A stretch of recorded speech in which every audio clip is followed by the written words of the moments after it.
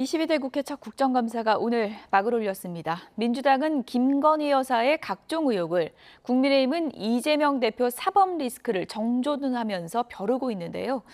어제 저녁에 있었던 국민의힘 한동훈 대표와 친한계 의원들의 만찬 회동은 당내에 묘한 파장을 일으키고 있습니다. 국회 연결해서 내용 알아보겠습니다. 이준엽 기자. 네, 국회입니다. 네, 이번 국정감사는 그야말로 여야 전면전이 되겠죠. 네, 여야는 오늘부터 다음 달 1일까지 26일 동안 치러지는 국정감사에 당력을 집중하고 있습니다. 우선 민주당은 이번 국감을 끝장 국감, 국민 눈높이 국감, 민생 국감이라는 3대 기조를 중심으로 6대 의혹을 파헤치고 5대 민생 대책을 제시하는 365 국감이라고 규정했습니다.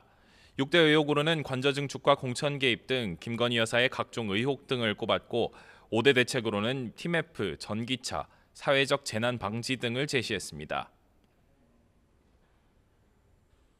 괴이한 의혹들을 뿌리를 쫓아가다 보면 어김없이 김건희 여사가 등장합니다. 우리 국민들 속이 아주 부글부글 끓어오르고 있습니다. 반면 국민의힘은 국감은 정부를 감사하는 것이지 공격하는 자리가 아니라며 민생을 지키고 미래를 키우자는 구호로 임하겠다고 맞섰습니다. 그러면서도 이재명 대표가 자신의 범죄를 숨기고 부당이득을 챙기는데 거대 야당의 권력을 쓰고 있다며 사법 리스크 공세를 빠뜨리지 않았습니다. 민주당은 김건희 국감을 하겠다라고 주장합니다. 아마 폭격만이 최상의 방어다라고 하는 생각에서 이재명 방탄을 위해서 김건희 여사를 끌고 들어오는 것이 아닌가 이런 생각을 하게 됩니다. 네, 조금 전 오전 10시부터 정무위원회, 외교통일위원회 등 10곳에서 국정감사가 시작됐습니다.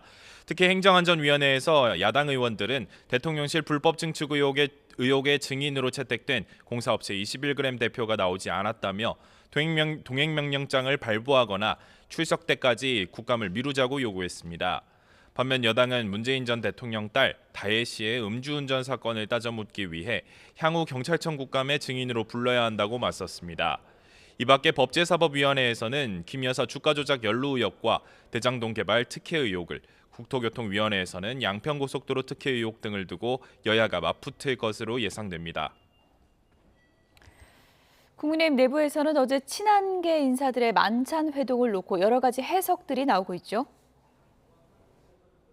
네, 어제 저녁 국민의힘 한동훈 대표가 취임 뒤 처음으로 친한계 의원들과 원외 인사 등 20여 명을 모아 저녁 자리를 가졌습니다. 김건, 김재섭, 조경태 의원 등 전당대회 당시 한 대표 캠프에 함께하지 않았던 의원들도 추가로 합류한 것으로 전해졌는데요. 최근 김건희 여사 특검법 재표결에서 여당 이탈표가 나오고 당정 갈등이 재점화되는 상황이라 친한계가 세력화에 본격 시동을 거는 것 아니냐는 관측도 제기됐습니다. 한 참석자는 YTN과의 통화에서 만찬 자리에서 다음에 올 때는 한 분씩만 더 모시고 오자는 발언이 있었다고 전했습니다. 이어 지금은 대통령의 권한이 세지만 시간은 누구 편이겠느냐며 친윤도 친한도 아닌 중립에 있는 의원들도 시간이 흐를수록 합류할 거란 전망을 내놨습니다.